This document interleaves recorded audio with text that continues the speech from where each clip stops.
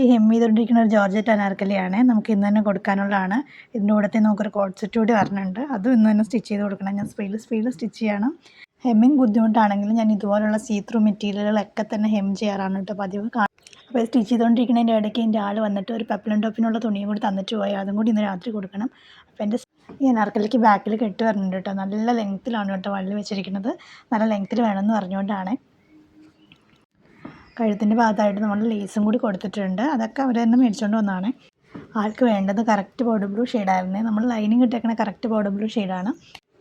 ഇതൊരു പൊടിക്ക് ഡാർക്ക് ഷെയ്ഡാണ്. പക്ഷേ കാണാൻ നല്ല ഭംഗിയുണ്ട് കേട്ടോ സ്റ്റിച്ച് ചെയ്ത് കഴിഞ്ഞപ്പോഴത്തേക്കിനും. അപ്പോൾ അതെങ്ങനെയാണ് നമ്മുടെ അനാർക്കലി വരുന്നത്. നമ്മുടെ വള്ളിയുണ്ട്, ഭയങ്കര ലെങ്ത്തിലാണ് കേട്ടോ വള്ളി വെച്ചിരിക്കുന്നത്.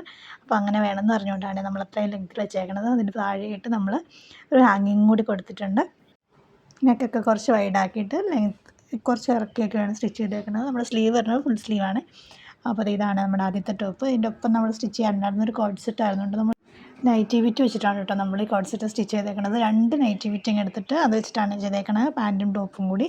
ടോപ്പ് വന്നിട്ട് നമ്മൾ കോളറിനൊക്കെ കൊടുത്തിട്ടുണ്ട്. കുറച്ച് പോട്ട്ലീസ് അറ്റാച്ച് ചെയ്തിട്ടുണ്ട്. ഫ്രണ്ടിലൊരു സ്ലിറ്റ് കൊടുത്തിട്ടുണ്ട്. ബാക്കിൽ നമ്മൾ സാധാരണ നോർമൽ വയറിൽ 2 ടക്ക് മാത്രമേ കൊടുത്തിട്ടുള്ളൂ. സ്ലീവ്ലെസ് ആണ്.